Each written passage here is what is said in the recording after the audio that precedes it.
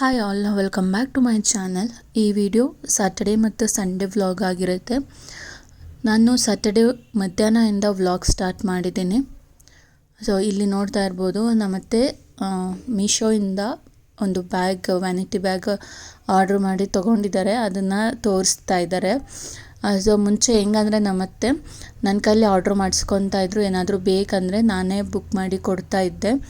ಇವಾಗ ಮೈದಾ ಇದ್ದಾನಲ್ಲ, ಅವನ ಕೈಲಿ ಬುಕ್ ಮಾಡಿಸ್ಕೊತಾರೆ. ಯಾಕೆ ಅಂತ ಗೊತ್ತಿಲ್ಲ. ಮೋಸ್ಟ್ಲಿ ನಾನು ಪಾಪು ನೋಡ್ಕೊಳ್ಳೋದ್ರಲ್ಲಿ ಬಿಸಿ ಆಗಿಬಿಟ್ಟಿದ್ದೀನಿ ಅಂತ ಏನೋ ಇರಬೇಕು. ಬಟ್ ಚೆನ್ನಾಗಿತ್ತು, ಕ್ವಾಲಿಟಿ ವೈಸ್ ಎಲ್ಲ ಚೆನ್ನಾಗಿತ್ತು. ಜಸ್ಟ್ 250 ರೂಪೀಸ್ ಅಂತೆ ವ್ಯಾನಿಟಿ ಬ್ಯಾಗು. ನಾನು ಮುಂಚೆನೇ ಒಂದು ವ್ಯಾನಿಟಿ ಬ್ಯಾಗ್ ತೊಗೊಟ್ಟಿದ್ದೆ. ಸೊ ಅದು ಇನ್ನೂ ಇಟ್ಕೊಂಡಿದ್ದಾರೆ ಅಥವಾ ಯಾರು ಕೊಟ್ಟಿದ್ದಾರೋ ಗೊತ್ತಿಲ್ಲ. ಮುಂಚೆ ತೊಗೊಟ್ಟಿದ್ದು ವ್ಯಾನಿಟಿ ಬ್ಯಾಗು ಕೂಡ ನಾನು ಆನ್ಲೈನಲ್ಲೇ ಅವ್ರಿಗೆ ತೊಗೊಟ್ಟಿದ್ದು. ಅದು ಕೂಡ ತುಂಬ ಚೆನ್ನಾಗಿತ್ತು. ಸೊ ಇವಾಗ ಯಾರೋ ತೊಗೊಂಡೋಗಿರ್ತಾರೆ, ಇಲ್ಲಾಂದರೆ ಅದು ಆಲ್ರೆಡಿ ಕಿತ್ತೋಗಿರುತ್ತೆ ಅಂತ ಅನಿಸುತ್ತೆ. ಅದಕ್ಕೆ ಹೊಸದು ಬುಕ್ ಮಾಡ್ಕೊಂಡಿದ್ದಾರೆ. ಇವಾಗ ಹೆಂಗಿದ್ರು ಒಂದು ಮದುವೆ ಇದೆ ನಮ್ಮ ರಿಲೇಷನಲ್ಲೇ. ಸೊ ಮದುವೆಗೆ ಅಂತಲೇ ವ್ಯಾನಿಟಿ ಬ್ಯಾಗ್ ಬುಕ್ ಮಾಡಿಸ್ಕೊಂಡಿದ್ದಾರೆ. ನೋಡಿ ಹೆಂಗಿದ್ದಾರೆ. ಇನ್ನೊಂದು ಏನಂದರೆ, ಅವರು ಆನ್ಲೈನಲ್ಲಿ ಆಗಿರ್ಬೋದು, ಇಲ್ಲಾಂದರೆ ಎಲ್ಲಾನ ಶಾಪಲ್ಲಿ ಆಗಿರ್ಬೋದು, ಏನೇ ಒಂದು ಏರ್ ಪಿನ್ ಸಹ ತೊಗೊಂಡ್ರು ನನಗೆ ತೋರಿಸ್ಬೇಕು ಅವರು ಬಂದು, ಅಮ್ಮು ಈ ಥರ ನೋಡು ತೊಗೊಂಡಿದ್ದೀನಿ ಅಂತ. ಆವಾಗಲೇ ಅವ್ರಿಗೆ ಸಮಾಧಾನ. ನಾನು ಓಕೆ ಚೆನ್ನಾಗೈತೆ ಅಂದರೆ ಅಂದ್ಕೊಂಡರೆ, ಚೆನ್ನಾಗಿಲ್ಲ ಅಂದರೆ ನೆಕ್ಸ್ಟ್ ಟೈಮ್ ಅದನ್ನು ತೊಗೊಳೋದಕ್ಕೆ ಹೋಗೋದಿಲ್ಲ. ಹೆಂಗೆ ನಮ್ಮತ್ತೆ. ನೆಕ್ಸ್ಟು ನಾನು ತಲೆಗೆ ಎಣ್ಣೆ ಇಟ್ಕೊತಾ ಇದ್ದೆ. ನಾನಿವತ್ತು ಕೊಬ್ಬರಿ ಎಣ್ಣೆನೇ ಹಾಕ್ಕೊತಾ ಇದ್ದೀನಿ. ಮನೇಲಿ ಮುಂಚೆ ನಾನು ಹರ್ಬಲ್ದು ಒಂದು ಹೇರ್ ಆಯಿಲ್ ಮಾಡ್ಕೊಂಡಿದ್ದೆ, ಅದು ಖಾಲಿ ಆಗಿತ್ತು. ಸೊ ಇವಾಗ ಕೊಬ್ಬರಿ ಎಣ್ಣೆನೇ ಯೂಸ್ ಮಾಡ್ತಾ ಇದ್ದೀನಿ. ತಲೆಗೆ ಆಯಿಲ್ ಕೂಡ ಅಷ್ಟೇ ಒಂದು 1/2 ಅವರ್ ಬಿಟ್ಟು ವಾಶ್ ಮಾಡಿಬಿಡ್ತೀನಿ. ಓವರ್ ನೈಟು 2 ಡೇಸ್ 3 ಡೇಸ್ ಆ ಥರ ಎಲ್ಲ ನಾನು ತಲೆಗೆ ಎಣ್ಣೆ ಇಟ್ಕೊಳ್ಳೋದಕ್ಕೆ ಹೋಗೋದಿಲ್ಲ. ತಲೆಗೆ ಎಣ್ಣೆ ಇಟ್ಟು ಒಂದು 5ರಿಂದ 10 ನಿಮಿಷ ಮಸಾಜ್ ಮಾಡಿಬಿಟ್ರೆ ಸಾಕು. ಅದಾದಮೇಲೆ ಒಂದು 1/2 ಅವರ್ ಇಲ್ಲ 1 ಅವರ್ ಹತ್ತತ್ರ ಬಿಟ್ಟು ಎಣ್ಣೆನ ಹಾಗೆ ತಲೆಯಲ್ಲಿ ನೆಕ್ಸ್ಟು ಹೇರ್ ವಾಶ್ ಮಾಡಿಬಿಡ್ತೀನಿ. ಇವತ್ತು ಊರಿಗೆ ಹೋಗೋದಿದೆ. ಎಲ್ಲಿಗೆ, ಯಾರೂರಿಗೆ, ಏನಕ್ಕೆ ಅಂತ ನಾನು ಮುಂದೆ ಹೇಳ್ತೀನಿ. ಊರಿಗೆ ಹೋಗಬೇಕಾದ್ರೆ ಈ ಥರ ಎಣ್ಣೆ ಹಚ್ಕೊಂಡು ತಲೆಗೆ ಸ್ನಾನ ಮಾಡಬಾರ್ದು ಅಂದರೆ, ಎಣ್ಣೆ ಹಚ್ಕೊಂಡು ಅಂತಲ್ಲ, ತಲೆಗೆ ಸ್ನಾನ ಮಾಡಬಾರ್ದು ಹೋಗಬೇಕಾದ್ರೆ ಬರಬೇಕಾದ್ರೆ ಅಂತಾರೆ. ಬಟ್ ನನಗೆ ಹಾಗೆ ಹೋಗೋದಕ್ಕೆ ಇಷ್ಟ ಆಗಲ್ಲ. ನೆಕ್ಸ್ಟು ನನ್ನ ಮಗಳಿಗೆ ಆಯಿಲ್ ಮಸಾಜ್ ಮಾಡೋದಕ್ಕಾಗಲಿಲ್ಲ. ಇವತ್ತು ಆಲ್ರೆಡಿ ಲೇಟ್ ಆಗಿತ್ತು. ಸೊ ಹಾಗಾಗಿ ಅವಳಿಗೆ ಜಸ್ಟ್ ಬಾಡಿಗೆ ಬ್ರೆಸ್ಟ್ ಮಿಲ್ಕ್ನ ಈ ಥರ ಪಂಪ್ ಮಾಡಿ ಇಟ್ಕೊಂಡು, ಸೊ ಬ್ರೆಸ್ಟ್ ಮಿಲ್ಕ್ ಹಚ್ತೀನಿ ಅವಳಿಗೆ. ಈ ಥರದೊಂದು ಪಂಪ್ ಸಿಗುತ್ತೆ ಶಾಪಲ್ಲಾಗಿರ್ಬೋದು ಅಥವಾ ಆನ್ಲೈನಲ್ಲಾಗಿರ್ಬೋದು. ನಾನು ಆನ್ಲೈನಲ್ಲಿ ಪರ್ಚೇಸ್ ಮಾಡಿದ್ದು. ಸೊ ಬ್ರೆಸ್ಟ್ ಮಿಲ್ಕ್ನ ಒಂದು ಬೌಲ್ಗೆ ಹಾಕ್ಕೊಂಡು ಕೇಸರಿ ಒಂದು 3-4 ಕೇಸರಿ ಹಾಕ್ಕೊಂಡು, ಅದು ಹಾಲಲ್ಲೇ ಕರಗುತ್ತೆ. ಅದಾದಮೇಲೆ ನೀಟಾಗಿ ಮಿಕ್ಸ್ ಮಾಡಿ ಅದನ್ನು ನನ್ನ ಪಾಪುಗೆ ಹಚ್ತೀನಿ. ಇನ್ನು ಈ ಕೇಸರಿ ಅಂತೂ ನಾನು ಪ್ರೆಗ್ನೆಂಟಲ್ಲಿ ಇರುವಾಗ ತೊಗೊಂಡಿದ್ದು. ಕೇಸರಿ ಹಾಲೇ ಕುಡ್ದಿಲ್ಲ ನಾನಂತೂ ಕರೆಕ್ಟಾಗಿ. ಸೊ ಅದೇ ಕೇಸರಿ ಮಿಕ್ಕಿತ್ತು, ಅದನ್ನು ಈ ರೀತಿ ನಾನು ನನ್ನ ಪಾಪುಗೆ ಯೂಸ್ ಮಾಡ್ಕೊತಾ ಇದ್ದೀನಿ. ಬಟ್ ಈ ಬ್ರೆಸ್ಟ್ ಮಿಲ್ಕು ಪ್ಲಸ್ ಈ ಕೇಸರಿ ಏನಿದೆ ಇದನ್ನು ಅಪ್ಲೈ ಮಾಡಿದ ಮೇಲೆ ಪಾಪುಗೆ ಒಂದೊಳ್ಳೆ ರಿಸಲ್ಟ್ ಬಂದಿದೆ. ಅಂದರೆ ಅವಳು ಸ್ಕಿನ್ ವೈಟ್ನಿಂಗ್ ಆಗ್ತಿದೆ, ಅವಳ ಸ್ಕಿನ್ನು. ಸೊ ನನಗೆ ರಿಸಲ್ಟ್ ನನಗೆ ಬಂದಿದೆ. ಸೊ ಅದನ್ನು ನಿಮ್ಮ ಹತ್ರ ಶೇರ್ ಮಾಡ್ತಾಯಿದ್ದೀನಿ. ಯಾರಾದರೂ ಪಾಪು ಇದ್ದರೆ ಈ ಟಿಪ್ನ ಒಂದು ಸಲ ಯೂಸ್ ಮಾಡಿ ನೋಡಿ. ಬೇಬಿ ಸ್ಕಿನ್ ವೈಟ್ನಿಂಗ್ ಅದು ಒಂದು ವಿಡಿಯೋ ಇದೆ ನನ್ನ ಯೂಟ್ಯೂಬ್ ಚಾನಲ್ನಲ್ಲಿ. ಅದರಲ್ಲಿ ಬಂದು ನಾನು ಬ್ರೆಸ್ಟ್ ಮಿಲ್ಕ್ ಜೊತೆಗೆ ಮಸಾಜ್ ಆಯಿಲ್ ಹಾಕ್ಕೊಂಡು ನಾನು ಅಪ್ಲೈ ಮಾಡಿದ್ದೀನಿ ಬಾಡಿಗೆ. ಇವತ್ತು ನಾನು ಯಾವುದೇ ರೀತಿ ಆಯಿಲ್ ಹಾಕಿಲ್ಲ, ಜಸ್ಟ್ ಬ್ರೆಸ್ಟ್ ಮಿಲ್ಕ್ ಅಷ್ಟೇ, ಪ್ಲಸ್ ಕೇಸರಿ ತೊಗೊಂಡಿದ್ದೀನಿ ಅಷ್ಟೇ. ಇನ್ನು ತಲೆಗೆ ಪಾಪುಗೆ ಕೊಬ್ಬರಿ ಎಣ್ಣೆನೇ ಹಾಕ್ತಾಯಿದ್ದೀನಿ, ಹರಳೆಣ್ಣೆ ಹಾಕ್ತಿಲ್ಲ. ಅಷ್ಟಾಗಿ ನಾನು ಎಣ್ಣೆ ಹಾಕ್ತಿಲ್ಲ ಅವಳ ತಲೆಗೆ. ಪಾಪು ಹುಟ್ಟಿದ್ದು 1-2 ವಾರಕ್ಕೆ ನಾನು ಈ ಟಿಪ್ನ ಯೂಸ್ ಮಾಡಿದೆ. ಬ್ರೆಸ್ಟ್ ಮಿಲ್ಕ್ ಅಪ್ಲೈ ಮಾಡೋದು ಫೇಸ್ಗೆಲ್ಲ. ಮಗು ಹುಟ್ಟಿದ ತಕ್ಷಣ ಆಗಿರ್ಬೋದು, 1 ವಾರ ಆದಮೇಲೆ ಆಗಿರ್ಬೋದು, ಮುಖದ ಮೇಲೆ ಬಾಡಿ ಮೇಲೆಲ್ಲ ಸಣ್ಣ ಗುಳ್ಳೆಗಳು ಬರುತ್ತೆ, ಪಿಂಪಲ್ ಥರ ಬರುತ್ತೆ. ಓಕೆನಾ, ಅದನ್ನು ಕೆಂಬಾರ ಅಂತನೋ ಏನೋ ಕರೀತಾರೆ. ಆ ಥರ ಆಗಿತ್ತು ಪಾಪುಗೆ. ಆವಾಗ ನಾನು ಏನು ಮಾಡಿದೆ, ಬ್ರೆಸ್ಟ್ ಮಿಲ್ಕ್ನ ಅಪ್ಲೈ ಮಾಡಿದೆ. ಅದು ಡೇ ಬೈ ಡೇ ಕಮ್ಮಿ ಆಗ್ತಾ ಬಂತು. ಜೊತೆಗೆ ಗೊತ್ತೇ ಇಲ್ಲ ಸ್ಕಿನ್ ವೈಟ್ನಿಂಗ್ ಆಗೋಕ್ಕೆ ಸ್ಟಾರ್ಟ್ ಆಯಿತು. ಆವಾಗ ನಾನು ಅಂದ್ಕೊಂಡೆ ಅದು ಓಕೆ, ಬ್ರೆಸ್ಟ್ ಮಿಲ್ಕ್ ಹಚ್ಚೋದ್ರಿಂದ ಪಾಪುಗೆ ಸ್ಕಿನ್ ವೈಟ್ನಿಂಗ್ ಆಗ್ತಿದೆ ಅಂತ ಆವಾಗ ಗೊತ್ತಾಯಿತು. ಆವಾಗಿಂದ ಈ ಟಿಪ್ನ ನಾನು ಯೂಸ್ ಮಾಡ್ತಾಯಿದ್ದೀನಿ. ಆ್ಯಕ್ಚುಲಿ ಅವಳು ಹುಟ್ಟಿದಾಗ ತುಂಬ ಅಂದರೆ ತುಂಬ ಬೆಳ್ಳಗಿದ್ಲು. 1-2 ವಾರಕ್ಕೆಲ್ಲ ತುಂಬ ಬ್ಲ್ಯಾಕ್ ಆದಳು. ನಿಜ 1.5 ತಿಂಗಳವರೆಗೂ ಬ್ಲ್ಯಾಕೇ ಇದ್ಲು. ಈ ಟಿಪ್ನ ಯೂಸ್ ಮಾಡ್ತಾ ಬಂದೆ. ಸೊ ಕ್ರಮೇಣ ಸ್ಕಿನ್ ವೈಟ್ನಿಂಗ್ ಆಯಿತು. ಕೆಲವೊಂದು ಸಲ ನಾನು ಬರೀ ಬ್ರೆಸ್ಟ್ ಮಿಲ್ಕ್ನೇ ಹಚ್ತೀನಿ ಪಾಪುಗೆ. ಇನ್ನು ಕೆಲವೊಂದು ಸಲ ನಾನು ಆಲ್ರೆಡಿ ಹೇಳ್ದಾಗೆ ಮಸಾಜ್ ಆಯಿಲ್ ಜೊತೆಗೆ ಬಿಟ್ಟರೆ ಈ ಥರ ಕೇಸರಿ ಜೊತೆಗೆ ಹಚ್ತೀನಿ. ಡೈಲಿ ಹಚ್ತೀನಿ. 1 ದಿನ ಅಥವಾ 2 ದಿನ ಹೆಚ್ಚು ಕಮ್ಮಿ ಆಗ್ಬೋದು ಹಚ್ಚೋದ್ರಲ್ಲಿ. ಬಟ್ ಡೈಲಿ ಹಚ್ಚೋದಕ್ಕೆ ಟ್ರೈ ಮಾಡ್ತಾಯಿರ್ತೀನಿ. ಡೈಲಿ ಹಚ್ಚಿದರೆ ಬೇಗ ರಿಸಲ್ಟ್ ಬರುತ್ತೆ, ಓಕೆನಾ. ಸೊ ನಾವು ಬ್ರೆಸ್ಟ್ ಮಿಲ್ಕ್ನ ಈ ಥರ ಬಾಡಿಗೆ ಅಪ್ಲೈ ಮಾಡಾದಮೇಲೆ ಅದು ಡ್ರೈ ಆಗಿಬಿಡುತ್ತೆ. ಒಂದು 5 ಮಿನಿಟ್ಸು ತೊಗೊಳ್ಳೋದಿಲ್ಲ. 1 to 3 ಮಿನಿಟ್ಸ್ ಒಳಗಡೆ ಡ್ರೈ ಆಗಿಬಿಡುತ್ತೆ ಬೇಗನೆ. ಡ್ರೈ ಆದಮೇಲೆ ನಾನು ಪಾಪುಗೆ ಸ್ನಾನ ಮಾಡಿಸ್ಬಿಡ್ತೀನಿ. ಬ್ರೆಸ್ಟ್ ಮಿಲ್ಕ್ನ ಎಕ್ಸ್ಪ್ರೆಸ್ ಮಾಡಿ ತುಂಬ ಹೊತ್ತು ಅಂದರೆ ಒಂದು 6 hours 3 hours 2 hours ಅಥವಾ ನೆಕ್ಸ್ಟ್ ಡೇ ಯೂಸ್ ಮಾಡೋದು ಒಳ್ಳೆಯದಲ್ಲ. ನಾನು ಹೆಂಗೆ ಅಂದರೆ ಅಲ್ಲೇ ಎಕ್ಸ್ಪ್ರೆಸ್ ಮಾಡಿ ಆವಾಗ ಒಂದು 5 ಮಿನಿಟ್ಸ್ ಒಳಗಡೆ ಯೂಸ್ ಮಾಡಿಬಿಡ್ತೀನಿ. ಬಟ್ ನಿಮಗೆ ಗೊತ್ತಾಗ್ತಿರ್ಬೋದು ಕ್ಯಾಮ್ರಾದಲ್ಲಿ ಅವಳು ಅಷ್ಟಾಗಿ ವೈಟ್ ಕಾಣಿಸ್ತಿಲ್ಲ. ಬಟ್ ಡೈರೆಕ್ಟಾಗಿ ನಿಜವಾಗ್ಲೂ ಈ ಟಿಪ್ನ ಯೂಸ್ ಮಾಡ್ತಾ ಇದ್ದೀನಲ್ವಾ, ಸೊ ಡೈರೆಕ್ಟಾಗಿ ತುಂಬ ಅಂದರೆ ತುಂಬ ಬೆಳ್ಳಗೆ ಕಾಣಿಸ್ತಾ ಇರ್ತಾಳೆ. ನಮ್ಮ ಅತ್ತೆನೇ ಹೇಳ್ತಾ ಇರ್ತಾರೆ, ಅಮ್ಮು ಪಾಪು ಬರ್ತಾ ಬರ್ತಾ ತುಂಬ ಬೆಳ್ಳಗಾಗ್ತಿದ್ದಾಳೆ ಅಂತ ಹೇಳ್ತಾ ಇರ್ತಾರೆ. ಬಟ್ ಕ್ಯಾಮ್ರಾದಲ್ಲಿ ಅಷ್ಟು ಕಾಣಿಸ್ತಿಲ್ಲ, ಅವಳು ಸ್ವಲ್ಪ ಬ್ಲ್ಯಾಕೇ ಕಾಣಿಸ್ತಿದ್ದಾಳೆ. ಮಕ್ಕಳಂದರೆ ಎಂಥವ್ರಿಗೆ ಆದ್ರೂ ಬೆಳ್ಳಗಿರಬೇಕು ಅಂತ ಆಸೆ ಇದ್ದೇ ಇರುತ್ತೆ. ಅದೇ ರೀತಿ ನನಗೂ ಕೂಡ. ಸೊ ಈ ಟಿಪ್ನ ಯೂಸ್ ಮಾಡಿದ್ದು ನಿಜವಾಗ್ಲೂ ನನಗೆ ಖುಷಿ ಇದೆ. ನೆಕ್ಸ್ಟ್ ಇಲ್ಲಿ ಸ್ನಾನ ಮಾಡಿಸಿದೆ. ಸ್ನಾನ ಮಾಡಿಸಿದ ತಕ್ಷಣ ಅಳ್ತಾ ಇದ್ಲು. ಬಟ್ಟೆನೂ ಸಹ ಹಾಕ್ಸ್ಕೊಂಡಿಲ್ಲ. ಜಸ್ಟ್ ಬಾಡಿ ಲೋಷನ್ನ ಹಚ್ಚಿಬಿಟ್ಟು ಟವಲಲ್ಲಿ ಹಾಗೆ ಸುತ್ತಿ ಮಲಗಿಸ್ಬಿಟ್ಟಿದ್ದೀನಿ ಅವಳನ್ನ. ನೆಕ್ಸ್ಟ್ ಇಲ್ಲಿ ಒಂದು 5 ಟಾಪ್ ತೊಗೊಂಡಿದ್ದೆ ನಾನು. ಅದನ್ನು ನಿಮ್ಮ ಹತ್ರ ಶೇರ್ ಮಾಡೋಣ ಅಂದ್ಕೊಂಡೆ. ಯಾಕಂದರೆ ಈ ಕುರ್ತಾಸ್ ಏನಿದೆ branded kurtas just 250 rupees. So ಹಾಗಾಗಿ ಇದನ್ನು ನಿಮ್ಮ ಹತ್ರ ಶೇರ್ ಮಾಡೋಣ ಅಂತ ತೋರಿಸ್ತಾ ಇದ್ದೀನಿ. ಇದು ಯಾವುದೇ ರೀತಿ ಪ್ರಮೋಷನ್ ವಿಡಿಯೋ ಅಲ್ಲ. ನಾನು ಇನ್ಸ್ಟಾಗ್ರಾಮಲ್ಲಿ ಪೂನಗರ್ ಫ್ಯಾಷನ್ ಅನ್ನೋ ಪೇಜಿಂದ ಆರ್ಡ್ರು ಮಾಡಿದ್ದು. ಜಸ್ಟ್ 250ಗೆ ಬ್ರ್ಯಾಂಡೆಡ್ ಕುರ್ತಾಸ್ ಅಂದರೆ ನಿಜವಾಗ್ಲೂ ನಂಬೋದಕ್ಕಾಗಿರಲಿಲ್ಲ. ಸೊ ಇದನ್ನು ಬುಕ್ ಮಾಡಿದೆ. ಡೈಲಿ ಯೂಸ್ಗಾಗಿರ್ಬೋದು ಅಥವಾ ಕೆಲಸಕ್ಕೆ ಹೋಗೋಕ್ಕೆ ಆಗಿರ್ಬೋದು. ಚೆನ್ನಾಗಿದೆ. ಕ್ವಾಲಿಟಿ ವೈಸ್ ಅಂತೂ ನಿಜವಾಗ್ಲೂ ತುಂಬ ಚೆನ್ನಾಗಿತ್ತು. ನನ್ನ ಹಸ್ಬೆಂಡ್ ಬೈತಾಯಿದ್ರು ಅದೆಲ್ಲ ಫೇಕು, ನೀನು ಬುಕ್ ಮಾಡೋದಕ್ಕೆ ಹೋಗಬೇಡ ಅಂತ. ಬಟ್ ಒಂದು ಸಲ ಟ್ರೈ ಮಾಡಿದೆ, ಬುಕ್ ಮಾಡಿ ನೋಡೋಣ ಅಂತ ಹೇಳ್ಬಿಟ್ಟು. ಒಂದು 5 ಟಾಪು ಕಮ್ಮಿ ರೇಟಲ್ಲೇ ಬುಕ್ ಮಾಡೋಣ ಅಂತ ಹೇಳ್ಬಿಟ್ಟು 250 rupeesಗೆ ಬುಕ್ ಮಾಡಿದೆ. ಅವರು ವಾಟ್ಸಪ್ಪಲ್ಲಿ ನಾನು ಹಾಯ್ ಅಂತ ಕಳಿಸಿದೆ. ಅವ್ರ ನಂಬರ್ ಕೂಡ ಕೊಟ್ಟಿರ್ತಾರೆ ಇನ್ಸ್ಟಾಗ್ರಾಮ್ ಪೇಜಲ್ಲೇ. ನಂಬರ್ಗೆ ಹಾಯ್ ಅಂತ ಕಳಿಸಿದೆ. ಅದಾದಮೇಲೆ 250 rupeesಗೆ ನನಗೆ ಟಾಪ್ಗಳು ಬೇಕಂತ ಹೇಳಿದೆ. ಅವರು ಸೆಂಡ್ ಮಾಡಿದ್ರು, ಅದರಲ್ಲಿ ಸೆಲೆಕ್ಟ್ ಮಾಡಿದೆ. ಅದಾದಮೇಲೆ ಅವರು ಅಮೌಂಟ್ ಪೇ ಮಾಡೋದಕ್ಕೆ ಹೇಳಿದ್ರು. ನನಗೆ ಭಯ ಆಯಿತು, ಇನ್ನೂ ಟಾಪ್ಗಳೇ ಬಂದಿಲ್ಲ, ಹೆಂಗೆ ಅಮೌಂಟ್ ಪೇ ಮಾಡೋದು, ಕ್ಯಾಶ್ ಆನ್ ಡೆಲಿವರಿ ಇಲ್ವಾ ಅಂತಂದೆ. ನಾನು ಅದೇನು ಕೇಳಲಿಲ್ಲ ಅಂದ್ಕೊತೀನಿ. ಜಸ್ಟ್ ಪೇ ಮಾಡು ಅಂದ್ರಲ್ಲ, ನಾನು ಫೋನ್ಪೇಲಿ ಪೇ ಮಾಡಿಬಿಟ್ಟೆ. 1320 ಏನೋ ಆಯಿತು, ಅಂದರೆ ಡೆಲಿವರಿ ಚಾರ್ಜಸ್ಸು ಸೇರಿಸಿ. ಸೊ ಪೇಮೆಂಟ್ ಆದಮೇಲೆ ನೆಕ್ಸ್ಟ್ ಡೇ ಬರುತ್ತೆ ಅಂದರು, ಬರಲಿಲ್ಲ.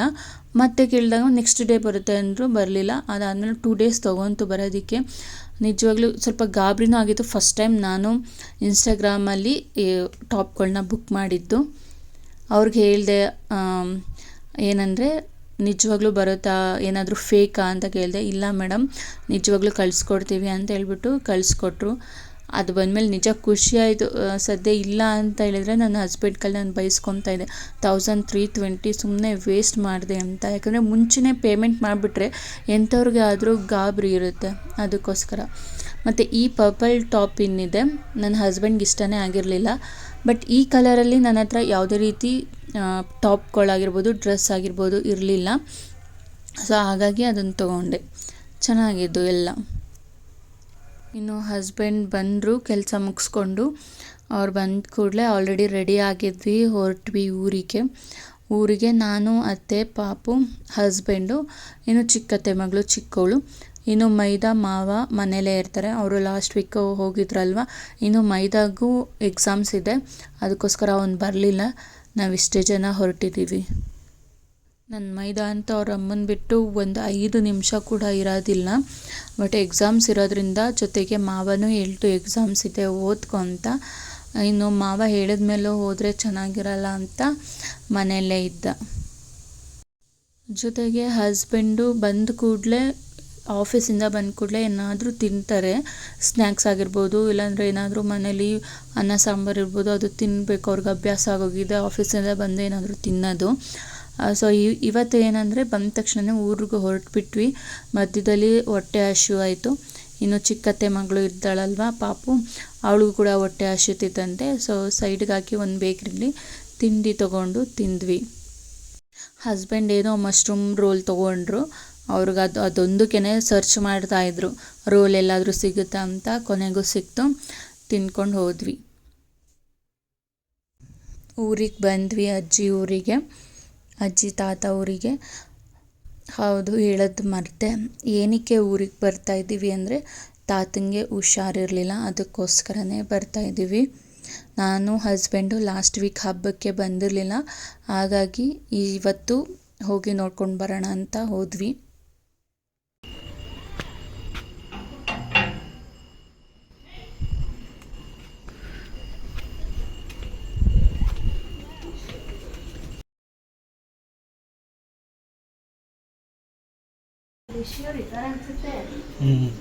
ಅಜ್ಜಿ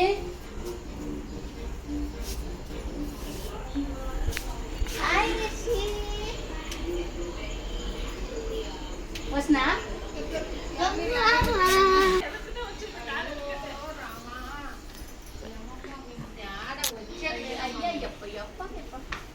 యా లీడ్ ఉండవు అమ్మ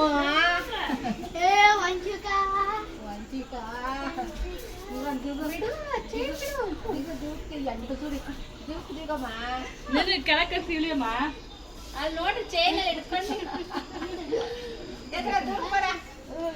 ఇక్కడ రిషి ಪಕ್ಕದ ರಶೆ ಇರ್ಲಿ ಬಿಡು. ಚೈನ್ ನೋಡ್ರಿ ಹೆಂಗ್ ಸುತ್ತ ಚೈನ್ ಕಡ್ಕನುವಾ ಕೊಡ್ಕೊಂಡವಾ ನೋಡ್ಕೊಂಡವಾ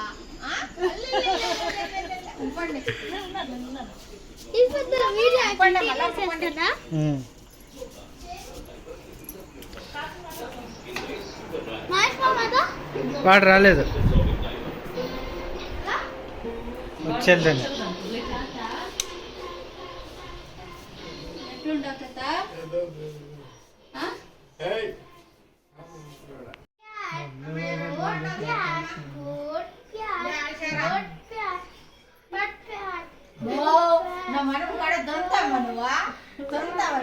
ಕಣ್ಣು ಮುಚ್ಕೊಂತವನೆ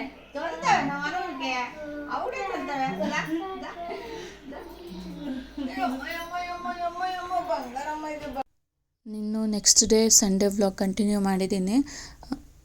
ಸಂಡೇ ಬಂದು ನಾನು 9 o'clock ಎದ್ದೆ, ಯಾಕಂದರೆ ಹೊಸ ಜಾಗ, ಪಾಪು ಸ್ವಲ್ಪ ನಿದ್ದೆ ಮಾಡಲಿಲ್ಲ. ಸೊ ಹಾಗಾಗಿ ನಾನು ಕೂಡ ಸ್ವಲ್ಪ ಲೇಟಾಗಿ ಎದ್ದೆ. ಇನ್ನು ಫ್ರೆಶ್ ಅಪ್ ಆಗಿ ಪಾಪುನ ಹಾಲಲ್ಲಿ ಬೆಳಕಿಗೆ ಮಲಗಿಸಿದ್ದೀನಿ. ಅವಳಿಗೆ ಈ ರೀತಿ ಸಾಂಗ್ ಪ್ಲೇ ಮಾಡಿಬಿಟ್ಬಿಡ್ತೀನಿ. ಸಾಂಗ್ ಪ್ಲೇ ಮಾಡೋದ್ರಿಂದ ಯಾರಾದರೂ ಮಾತಾಡ್ತಿದ್ದಾರೆ ಅಂತ ಅಂದ್ಕೊತಾಳೆ.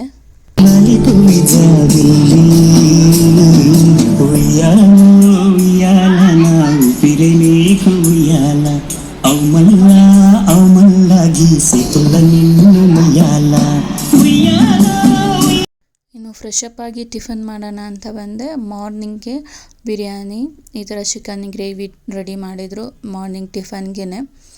ಸೊ ತಿನ್ನೋಷ್ಟರಲ್ಲೇ ಆಯಿತು, 10-10:30 ಆಗಿತ್ತು ಆಲ್ರೆಡಿ ಟಿಫನ್ ತಿನ್ನೋಷ್ಟರಲ್ಲೇ. ಇನ್ನು ಅಜ್ಜಿ ತಾತ ಅಂದರೆ ನಮ್ಮ ಅತ್ತೆ, ಅಪ್ಪ, ಅಮ್ಮ. ಸೊ ನನಗೆ ಅಜ್ಜಿ ತಾತ ಪ್ರೀತಿ ಸಿಕ್ಕಿಲ್ಲ, ಇವರಿಂದ ನಿಜವಾಗ್ಲೂ ನಾನು ಅಜ್ಜಿ ತಾತ ಪ್ರೀತಿ ಪಡ್ಕೊಂಡಿದ್ದೀನಿ.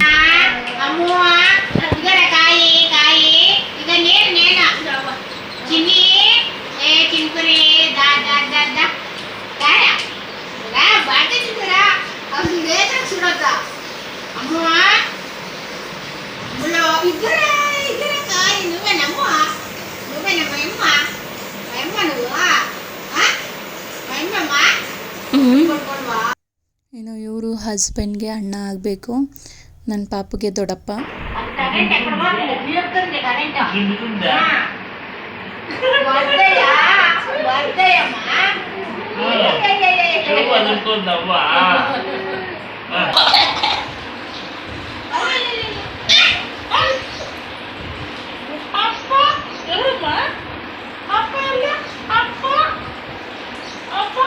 ಥ್ಯಾಂಕ್ಸ್ ಕೊಡು, ಥ್ಯಾಂಕ್ಸ್. ಎರಡು ಕೈ ಅಲ್ಲ, ಒಂದು ಕೈ ಕೊಡು. Thank you. ಎತ್ಕೊಂಡವನ ಅಪ್ಪ ಪ್ರೊಡ್ಯೂಸರ್ ಇಷ್ಟ.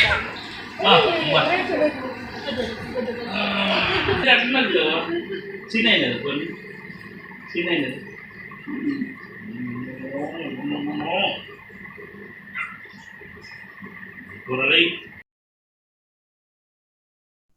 ಇನ್ನು ಹೇರ್ ಆಯಿಲ್ ಖಾಲಿಯಾಗಿತ್ತು ಅಂತ ಹೇಳಿದೆ ಅಲ್ವಾ, ಸೊ ಹೇರ್ ಆಯಿಲ್ ಮಾಡ್ಕೊಳ್ಳೋದಕ್ಕೆ ನಾನು ಅಜ್ಜಿ ಮನೆಯಿಂದನೇ ಏನೇನು ಬೇಕು ಹೇರ್ ಆಯಿಲ್ ಮಾಡೋದಕ್ಕೆ ಅದನ್ನೆಲ್ಲ ತೊಗೊಂಡು ಹೋಗ್ತೀನಿ. ದಾಸವಾಳದ ಹೂವು, ಎಲೆಗಳು, ಆಲೂವೆರಾ, ಬೇವಿನ ಸೊಪ್ಪು, ಏನೇನು ಬೇಕು ಹೇರ್ ಆಯಿಲ್ಗೆ ಅದನ್ನೆಲ್ಲ ನಾನು ಅಜ್ಜಿ ಮನೆಯಿಂದನೇ ತೊಗೊಂಡೋಗೋದು. ಯಾಕಂದರೆ ಇಲ್ಲೇ ಸಿಗುತ್ತೆ ನನಗೆ, ಆಲ್ಮೋಸ್ಟ್ ಎಲ್ಲ ಇಂಗ್ರೀಡಿಯೆಂಟ್ಸು ಇಲ್ಲೇ ಸಿಗುತ್ತೆ. ಬೇಡ ಬೇಡ, ಇಲ್ಲೇ ಹತ್ರದಲ್ಲೇ ಇದ್ದಾವೆ.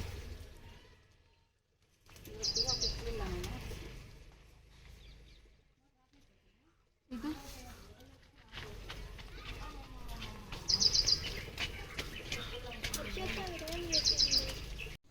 ನಾನು ಆಲ್ರೆಡಿ ಹರ್ಬಲ್ ಹೇರ್ ಆಯಿಲ್ ಯಾವ ರೀತಿ ಮಾಡೋದು ಅಂತ ಹೇಳಿದ್ದೀನಿ.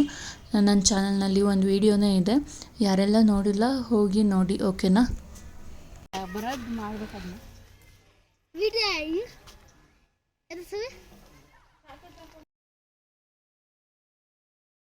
ಇನ್ನು ಅಜ್ಜಿ ಊರಿಗೆ ಯಾವಾಗಲೂ ಹೋಗ್ತಾನೆ ಇರ್ತೀನಿ, ಹಾಗಾಗಿ ಸ್ವಲ್ಪನೇ ತೊಗೊಂಡಿದ್ದೀನಿ ಎಲ್ಲನೂ. ಆಲೂವೆರಾ, ಹೂವು, ದಾಸವಾಳದ ಹೂವು, ಎಲೆಗಳು, ಇನ್ನು ಬೇವಿನ ಸೊಪ್ಪನ್ನು ಕೂಡ ತೊಗೊಂಡಿದ್ದೀನಿ. ಬೇವಿನ ಸೊಪ್ಪಲ್ಲಿ ಸಪ್ರೇಟ್ ಹೇರ್ಗೆ ಪ್ಯಾಕ್ ಮಾಡೋಣ ಅಂತ.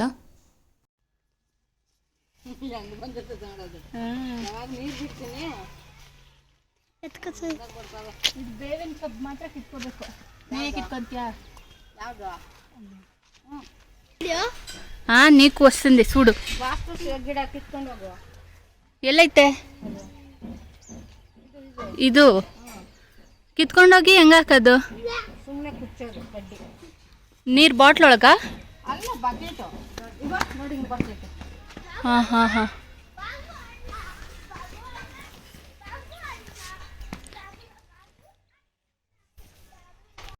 ಆಲ್ರೆಡಿ ಸಂಜೆ 5 ಗಂಟೆ ಆಗಿದೆ, ಇನ್ನೇನು ಬೆಂಗಳೂರಿಗೆ ಹೊರಡಬೇಕು.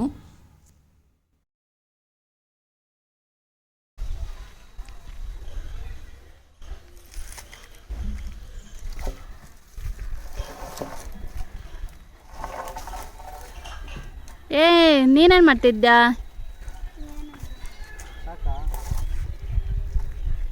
ಇನ್ನೊಂದು 4 ಕಿತ್ಕೋ.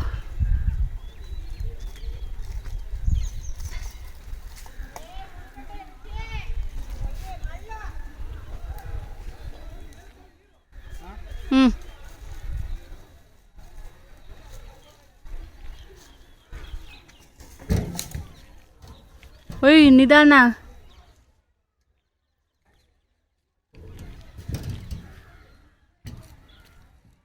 ರಿಷಿ ಬಾಯ್.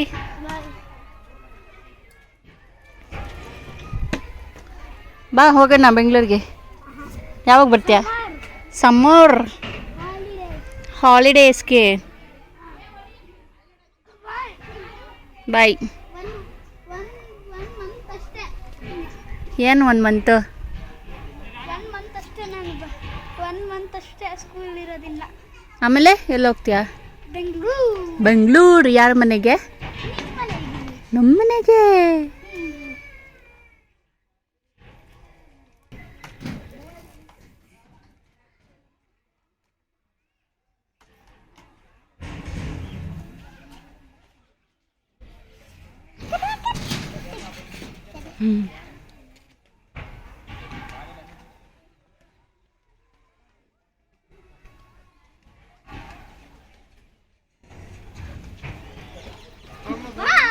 ಹಾಂ, ತರ್ತಾ ಇದ್ದೀನಿ. ಎಲ್ಲಿ ಬ್ಯಾಗ್? ಅಮ್ಮಂದು. ಗೊತ್ತಿಲ್ಲ ತಗೊಂಬರ್ಬೇಕು ತಾನೆ ಇಲ್ಲಿಡ್ಲ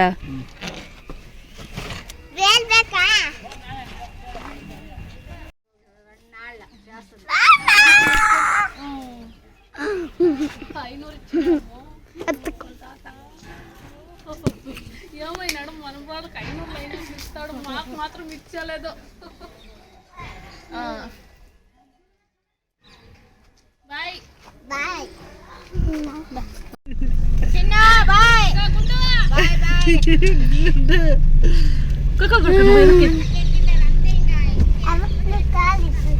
నువ్వు కోకో అని చెప్పిందేనా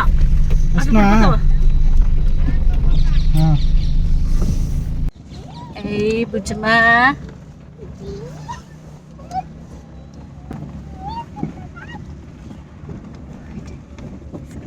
ఎందుకు కూకోరెడ్డి భవని కొడతావు